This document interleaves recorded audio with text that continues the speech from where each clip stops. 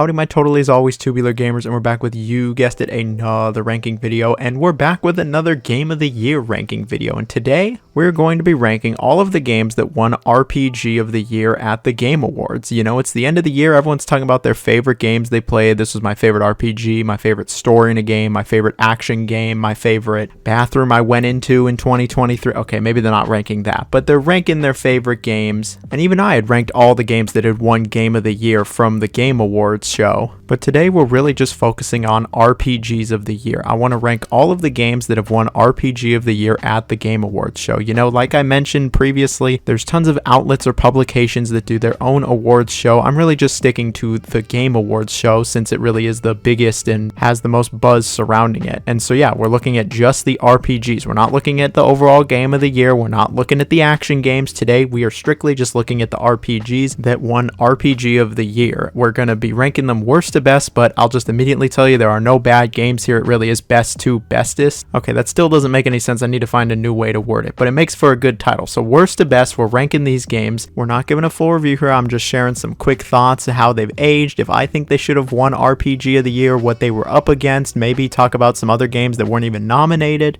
Like, genuinely, you might be surprised which games won RPG of the Year from the Game Awards over the last couple years. I was going through the list and I was genuinely surprised, so there might be some shockers here. This list was actually pretty hard to make, as a lot of these games really are, again, no hyperbole, some of the greatest games ever made. And as always, this is just my opinion. I'm going to be sharing my unfiltered opinion to you, and you might agree with it, you might not. I think with a list like this, at some point, everyone's going to disagree with me, so let me know down below how you're feeling, whether you agree, disagree, what your list would look like, some of the best RPGs you've ever played, yada yada yada. You know how it goes. Please like, share, comment, subscribe. We got the Patreon and the super thanks. Any support is greatly appreciated. Look, this intro's gone on long enough. Of the 10 RPGs we're discussing today, which do I think is the weakest, since there is no bad game here? And here we have Tales of Arise, which won RPG of the Year in 2021. Now, this might be like the hottest take of this entire list, and while I do think Tales of Arise is a pretty good RPG and one of the best Tales of games, I don't know if I'd say it was the best RPG of 2021. And of the 10 RPGs I'm talking about today, in my opinion, this is the weakest. But don't get it twisted, I'm not throwing any shade. I still think this is a great game, and in full transparency, of all the games I'm talking about today,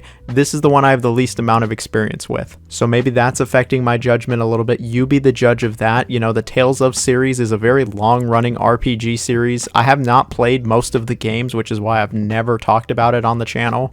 But hopefully one day I can try most of, if not all of them, and I would start with going back to Arise, because what I did play of this game I actually quite liked. I thought it had a really intriguing plot, the game looked great, easily the best looking of the Tales games, and the combat is really solid. I actually did enjoy the combat, and I want to see more of it. And I guess this video might be kind of timely, since this game actually just had DLC release for it, but I didn't hear very good things about it, to be honest. But Tales of Arise, the base game, yeah, I think it is a really good RPG, especially if you like action RPGs, or maybe you've dabbled a little bit in the Tales of series. You might really actually enjoy this one. I certainly like this game more than the other Tales of games I played, but the only other two I've played are Berseria and Zestiria, so I really think I need to give this series a better shot. But what was this game up against that in my opinion was a little better? Well, this game was up against Cyberpunk 2077. You gotta remember, this was like pre-patch, pre-Phantom Liberty. It was up against Monster Hunter Rise, Scarlet Nexus, and Shin Megami Tensei 5. Of those four games, I'd say the best post-Phantom Liberty and patches is probably Cyberpunk 2077, but since this was pre-patch, pre-Phantom Liberty, all that, I'd say it's a toss-up between Monster Hunter Rise and Shin Megami Tensei 5. Like, Monster Hunter Rise is one of the very best Monster Hunter games, if not just the best Monster Hunter game, with awesome combat, a ton of weapons, ton of monsters, some really cool new ones, and I played a ton of this game on the Switch. It's a really great time. But SMT 5 is also really good. It's like maybe the best of the entire SMT series. It's like just as good as some of the best Persona games. Like, I really like this game. This game had an awesome atmosphere, great music, really cool presentation, and then the battle system was actually really well done. It's like the very best of the SMT series. Like, I feel like the combat in SMT games has only gotten better and better. Like, this is so much better better than what we had on the PS2 with Nocturne and Persona 3 and 4. Like, the battle system in SMT5 is really great. Of these two, you know, it could go either way, honestly. And then Scarlet Nexus, I actually did play all the way through that one. I enjoyed that game, but I don't know if I'd say it was the best role-playing game of that year. I'd even say Tales of Arise is better than Scarlet Nexus, but Scarlet Nexus had a really cool world and story, at least. Now, it wasn't nominated, but I'm gonna give a shout out to it. Neo: The World Ends With You was also a really great RPG in 2021. Like, I love the first World Ends With You, and the second one I was really excited, and man, it did not disappoint. This game was great. It's a shame it wasn't even nominated. Like, I would say this game's even better than Tales of Arise, but it wasn't even nominated, so I'm not including it here, obviously, but that's a great game also. Look, 2021 was a pretty solid year for RPGs. And here we have Dragon Age Inquisition, which won RPG of the Year in 2014. Not really surprised, since it did win at the same Game Awards show, Game of the Year for 2014, but yeah, it won RPG of the Year as well. And I don't really agree with that one. Look, I think Inquisition is a really good game. I think it is probably one of BioWare's best. I mean, I'll take Mass Effect and KOTOR over this any day, but I still think it is one of BioWare's very best games. Like, it does have a pretty interesting story. I do like the world building. I think the presentation's really solid, and I think the combat's great also, how there's a mix of action and taking your time and being tactical. Like, I really do actually like the combat, and I think a lot of the relationships are really great, and I like that you get to actually play a role in this world. Like, Inquisition does a lot of things right. There are a few things I don't really care for too much in it, but for the most part, yeah, I'd say it's a pretty great game. But best RPG of that year?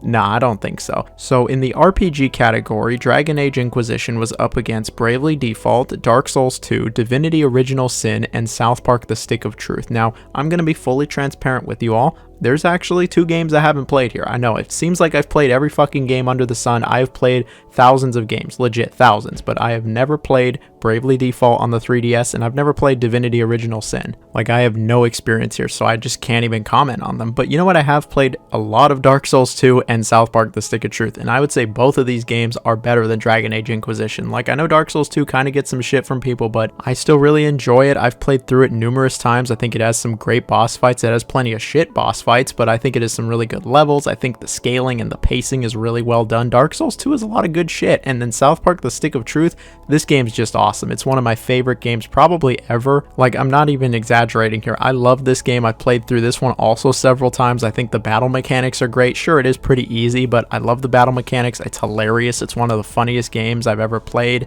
And I'd say both of them are better than Dragon Age Inquisition, but hey, Inquisition was the one that won like all the awards that year, so what do I know? It really captures the spirit and essence of South Park. Like, it's just perfect if you love South Park. It's the best South Park game in my opinion, and it's just a fantastic game. Still, it is a good game. All the games I just mentioned are good that I've played, at least. And here we have The Witcher 3 Wild Hunt Blood and Wine. This is not The Witcher 3. This is the DLC for Witcher 3 that won RPG of the Year in 2016. I was very surprised when looking back. I was like, wait, really? The DLC won RPG of the Year? Yes, the DLC really did. And don't get it wrong, I think it's a fantastic game. Like, it's one of the best DLCs for any video game. The Witcher 3 in itself, you'll see soon enough here. Like, nobody's denying the quality of the base game or the DLC. It's great. Like, this really does expand Witcher 3 greatly. It has incredible gameplay. You get to make a ton of choices. They actually really mean something. The story's great. The dialogue's great. The game is still Witcher 3, which was awesome. And I can immediately shout this DLC to the high heavens. Like, if you like Witcher 3 or RPGs, there is no reason to not play this. I don't even think you can buy The Witcher 3 without buying the DLC at this point. You really are just missing out if you have not tried the DLC. But I think what surprises me the most that it won RPG of the Year is who it was up against. It was up against Dark Souls 3, Deus Ex Mankind Divided, World of Warcraft Legion, and Xenoblade Chronicles X. Now, to give full honesty, which I always try to give in these videos, I've never touched World of Warcraft, probably never will at this point, and I have not tried Deus Ex Mankind Divided yet. I'm still working my way through Human Revolution. Now, Xenoblade Chronicles X, yeah, I can see why Blood and Wine beat that out. I'd much rather play Blood and Wine than Chronicles X. X is like my least favorite of the Xeno games, let alone the Xenoblade games. It was just a slow, plodding game that took forever to go anywhere, and I just didn't enjoy that game very much. But Dark Souls 3, it really beat out Dark Souls 3. Like, I would say Dark Souls 3 is better than Blood and Wine. Dark Souls 3 is one of the best Souls games. It has excellent level design, great combat. It just has a really great world to it. I love Dark Souls 3. But yeah, Blood and Wine was chosen, and again, I'm not throwing any shade. I think Blood and Wine is really good. It's just, it'll never not be surprising that a DLC won RPG of the Year. After looking it up, yeah, I can kind of see why. 2016 wasn't the strongest for RPGs. It just wasn't. Some good games here, no doubt. It's just, compared to some other years, it wasn't the strongest. Blood and Wine, though, yeah, it's pretty good. And here we have Monster Hunter World, which won RPG of the Year in 2018. Now, Monster Hunter World, when this game came out, man, this shit was hype. This game was huge. I had played Monster Hunter before. I had heard about Monster Hunter before, but I was not as invested or into Monster Hunter as I was post-World. And I think I speak for a lot of people. I think a lot of people were in the same boat as me, where they knew about it or maybe had tried it in the past, but once World came out, oh yeah, people got really into it. And I'm not discounting that there were plenty of people playing before World. It's just, there was certainly a pre-World fan base and a post-World fan base is what I'm trying to say. Monster Hunter World really took the best aspects of the older Monster Hunter games and really accentuated them, really emphasized them and beefed them up and streamlined a bunch of unnecessary stuff from the old games. They made it less complicated, but they didn't dumb it down. They didn't simplify it. I know that might not make any sense, but if you've played the old Monster Hunters and then played World, you'd totally understand. It's just a more cohesive, streamlined experience that makes for a better time. It's less clunky, it's less janky, it's a lot more engaging, it's fun, it's great with friends, it's even good by yourself. Like, Monster Hunter World is one of the best Monster Hunter games. It's one of Capcom's best RPGs, up there with some of the older Breath of Fire games. And we even got Dragon's Dogma 2 coming out soon. Maybe that game will be better than this one. Doubt it though, because Monster Hunter World is hella good. We even had the expansion that was really good also. Like, Monster Hunter World has so many great monsters. It looks great. It's really fun. If you haven't tried it by now, I really don't know what you're waiting for. It's mad cheap. And I can still recommend it even though Rise is out. I'd say Rise is probably better in the end, but World still is nothing to scoff at. What was it up against though? It was up against Dragon Quest XI, Ni no Kuni 2, Octopath Traveler, and Pillars of Eternity 2 Deadfire. Now, I'll just be upfront. Haven't tried Ni no Kuni 2. I have it, but I just haven't tried it. And Pillars of Eternity 2, while I also have it, have not gotten around to it. Octopath Traveler, that's a pretty good one. That's a pretty solid RPG, and it really would actually go on to influence a ton of RPGs after. I mean, how many HD 2D RPGs has Square Enix made since this? Live a Live, Star Ocean, the Second Story remake, like, it all started here with Octopath Traveler, but it wasn't just all fancy graphics either. There was a pretty good game here, but I can immediately also say the story was really lacking in Octopath Traveler. I would say World is better than that. Really, World's only competition this year, in my opinion, since I haven't played Ni no Kuni 2 or Pillars of Eternity 2, was Dragon Quest XI. And while I personally would rather go with Dragon Quest XI over World, I can still totally see why World won. I mean, it doesn't take a genius to see that Monster Hunter World does have the mainstream appeal that Dragon Quest XI does not, but this is not a popularity contest. In my opinion, Dragon Quest XI is the better RPG with fantastic story, deep battle mechanics, great characters, an excellent world, and just a superb atmosphere. I enjoy Dragon Quest XI a ton, but Dragon Quest XI versus Monster Hunter World, it's a pretty close one. It really is. And I think fans of RPGs were eaten pretty good this year because these were both very good games. And here we have Disco Elysium, which won RPG of the Year in 2019. And you know, after looking at what Disco was up against, yeah, it's not even close. This is one time I totally agree with which game won RPG of the Year. Like, Disco Elysium is really one of the best RPGs of the last like 10, 20 years. It is an excellent game that I really have zero, and I truly do mean zero problem recommending to anybody that likes RPGs. If you like RPGs and haven't tried this, you are seriously missing out. This game has some of the best dialogue, world building, character development, just story that you could find in legit any game. It is so good, like, and the presentation is great. This game has a really unique look. The music is excellent. Like, I have nothing but a ton of praise for Disco Elysium. I remember when it came out, I was like, I never even heard of this game. Let me give it a shot. People are saying it's pretty good, and I was hooked. I didn't play anything else for like a week. I was so into this game. And then there's also a ton of replayability. You can have a bunch of different outcomes for how you go about stuff in this game. You can have totally different character builds. Like, there's actually a lot of RPG elements here, and I just really enjoyed my time with it. It was an experience through and through, and it's one that I've gone back to more than once because it's just that good. So it was up against Final Fantasy 15, Kingdom Hearts 3, Monster Hunter World Iceborne, that's the DLC, and The Outer Worlds. Now, like I already mentioned, yeah, it's not even close. This is the best RPG of the year for me personally. Magic was not recreated twice, and a DLC did not win RPG of the Year. The Outer Worlds, yeah, that's a game, that's an RPG. And that's all I'm really going to say about that. And then Kingdom Hearts 3, while I do really enjoy Kingdom Hearts 3 and think the combat is pretty good, I do have a few issues with it. And Final Fantasy 15, well, that game's just kind of always been a little bit of a mixed bag. Like, don't get it wrong, I love parts of 15. I love when you're driving around in the Regalia. That's pretty cool. But the second half of that game just kind of falls off. And all of these games, yeah, no. Nowhere near as good as Disco. Disco just wins hands down. Like, seriously, the characters, the world building, the story, the dialogue, it's just so good in Disco. I could be here for hours talking about how great the story alone is in Disco, but the RPG elements are really good too. For a game with no combat, it's shocking how good the actual gameplay is. It's just like, damn, this is a really good game.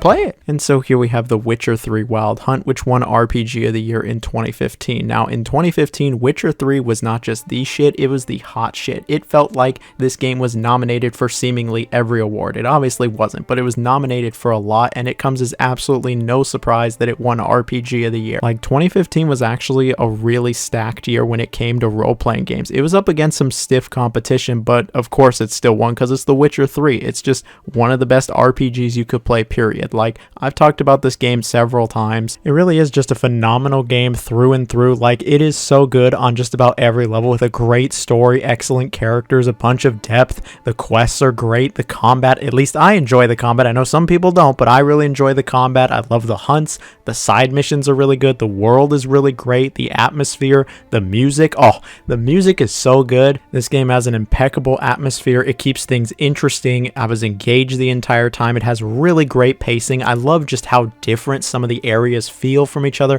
like how different Novigrad is versus Skellige. It's so cool. I really do love The Witcher 3. Like, what a great game. Not just one of the best RPGs ever, one of the best games ever, but this game, it really was up against some stiff competition. It was up against Bloodborne, Fallout 4, Pillars of Eternity, and Undertale. Now, Pillars of Eternity, unfortunately, I haven't tried that one, but I have tried all the other ones, and I can vouch for them. I can really vouch for them, actually. Bloodborne is one of the best Souls-likes. I know I've said that a few times in this video already, but Bloodborne is a fantastic game. You know that, I know that. It's great. Fallout 4, I know it's not everyone's cup of tea, but I love Fallout 4. Whether it's the characters, the dialogue, the story, the world. Fallout 4, there's a lot of good stuff to love here. And then Undertale, I mean, Undertale is one of those indie sensations that just absolutely blew up with one of the best soundtracks of any game. It has a really great message, story, characters, world. It's got all the good shit. A lot of these games have all the good shit.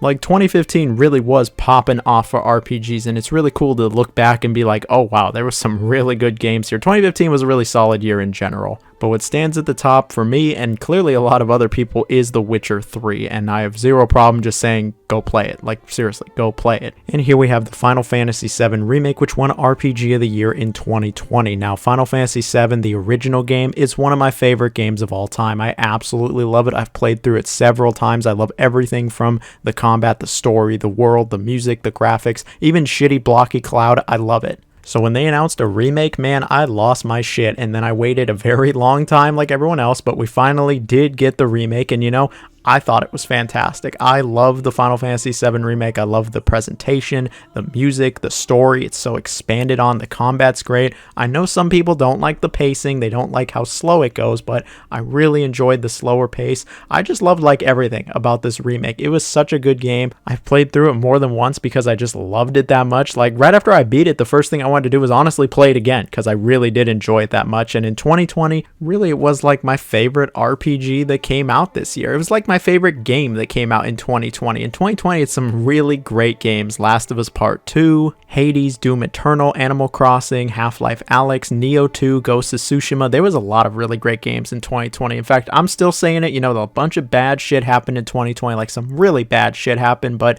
in terms of the video games that came out in 2020, it was so good. We were eating real good that year. Now, Final Fantasy VII Remake in the RPG category, it was up against some pretty stiff competition. It was up against Genshin Impact, Persona 5 Royal, Wasteland 3, and Yakuza Like a Dragon. Do I think it's the best of those games?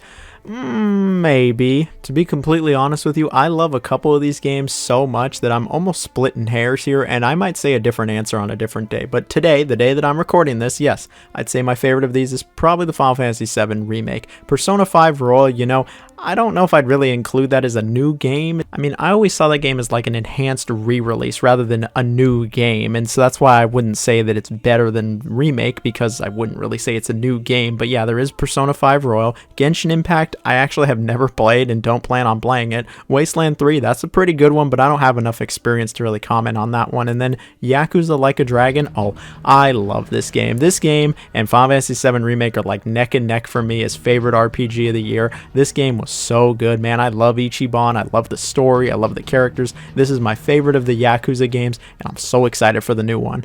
Like, this game just had so much going for it. Ooh, it's still, even nowadays, so good. Like a Dragon is just an excellent game. If you liked RPGs, 2020 hit real good. And I'm sure I pissed off plenty of people by saying Persona 5 Royal is not really a new game, but hey, we can all agree on this, that 2020 absolutely slapped when it came to role-playing games. Just a very good year all around. And here we have Elden Ring, which won RPG of the Year in 2022. I mean, last year, you really couldn't go anywhere without hearing about how great Elden Ring was, so it came as absolutely no shock here that it won RPG of the Year. I mean, it even won Game of the Year, so really, it's not a surprise here at all. And Elden Ring, plenty of good stuff's been said about it. It really evolves the Dark Souls formula. It's the best of the Souls games. It has one of the most realized, amazing open worlds you could find in any video game. It has just superb boss fights. It has a ton of boss fights, great combat. There's some solid multiplayer in there. I really love just about everything with Elden Ring. It is one of my favorite games of all time, not even close. And I'm going to cut it short because I've talked about Elden Ring several times on the channel. You can look at any of my From Software videos to see what I really think about it in an in-depth sense. When it comes to what Elden Ring was up against, there was some pretty good games here, but in the end, it seemed still pretty clear Elden Ring was going to win. Like, it was up against Live a Live, which seems like a pretty awesome RPG. Square Enix even sent it to me, and then I just didn't play it because I was busy with other games. It was up against Pokemon Legends Arceus, which I did play, and I really enjoyed that game. That game, low-key, might be the best Pokemon game ever made. It was up against Triangle Strategy, which I did not try, and then Xenoblade Chronicles 3, which I played a few hours of. I was liking it, but I just haven't gone back to it. And while there are clearly some pretty good games that Elden Ring was up against, none of them were going to match Elden Ring. It's Elden Ring. It's one of the most beloved games of all time now. It's just as great now as it was a year ago. There's DLC coming in the future. It's a fantastic role-playing game. You can build your character so many different ways. In fact, they made magic so good in that game. Magic was never good, it felt like, in Dark Souls, but here we are, magic's hella good. I'm going off on a tangent. 2022, pretty solid year for RPGs, especially if you have a Nintendo Switch. It felt like the Switch was just popping off left and right with RPGs. It still is. There's never been a console with so many RPGs. The Switch, definitely the best RPG system. What am I even talking about? This has nothing to do with Elden Ring. I'm just calling it right now.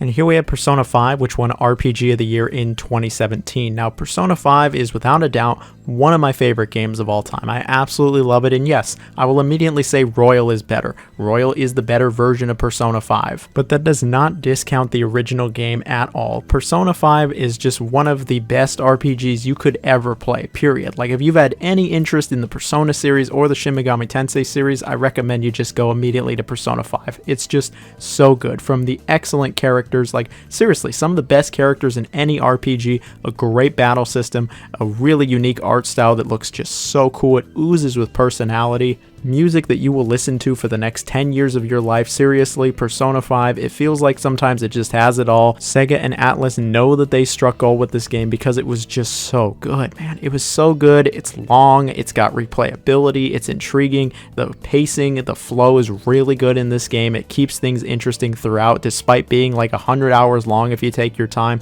Persona 5, just a really great, amazing game. It was up against, though, some other really good role-playing games. It was up against Divinity Original Sin 2, Final Fantasy 15, Nier Automata, and then South Park: The Fractured Butthole. Now, Divinity Original Sin 2, unfortunately, still haven't tried it. I really want to try it after playing Baldur's Gate 3, but at this time, haven't tried it. Final Fantasy 15, I think it's still a decent to good game. I brought it up earlier, it's got a really great first half, but the second half, it just kind of falls off. But there is still some good moments here, but Persona 5 just wipes the floor with that game, in my opinion. Nier Automata, that's probably the best game here that isn't Persona 5. That is a really unique, excellent hack and slash, excellent action RPG with one of the most unique worlds you'll find in any video game, and 2B's just great for obvious reasons. And South Park: The Fractured Butthole I think is also a really solid RPG. I don't think it's as good as the Stick of Truth, I don't think it's as funny, and I don't actually love the battle system like I did in Stick of Truth. I can appreciate they did something different, but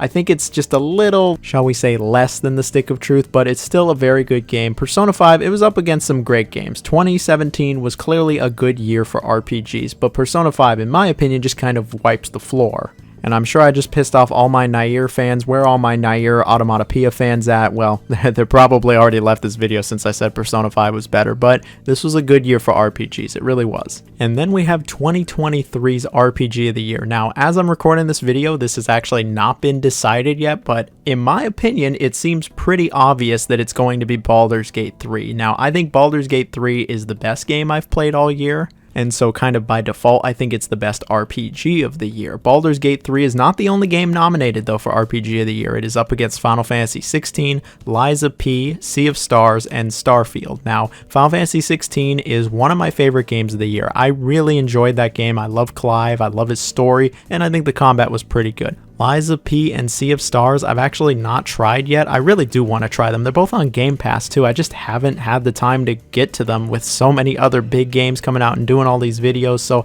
hopefully I get to them soon. I've heard nothing but great things. And then Starfield, well, it got nominated for something, I guess, but yeah, no, that's not even close. Now, Baldur's Gate 3, I've talked about it a couple times as well, so I'll just go over the cliff notes. You know, it has a fantastic story, great characters, excellent world, a shit ton of replayability. There's so many different options and choices, down to the most minute details. Your background really matters. You can go about scenarios in so many different ways. The combat's really great. If you don't like turn-based combat, you're really missing out here. It's not boring, it's exciting, it's engaging. The game is challenging, at least the first half is challenging. It doesn't shit the bed in the second half of the game or the ending. I think the ending's actually really good. They keep updating it. They're adding good shit to it. If you like D&D, if you like RPGs, it really doesn't get any better than Baldur's Gate 3. Like, I don't know how an RPG can really be better than Baldur's Gate 3. It's,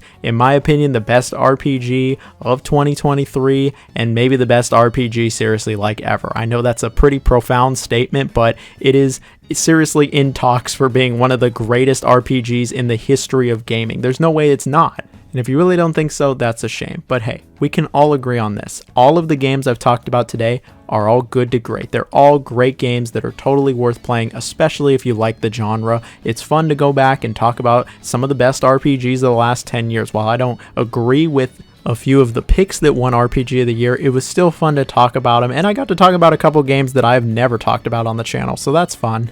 Either way, I hope you enjoyed the video and you like this style of video where I'm talking about what one game of the year, RPG of the year, or something like that. I'll probably do one more, so check that out. If you made it to this part of the video, comment concrete as in what's in the ground. That means you made it to the end of the video. You'll get a nice heart from me, and I really appreciate it. And if you haven't already, please subscribe. I would love it. And with all that, have a great freaking day. Seriously, have a good one. Bye-bye.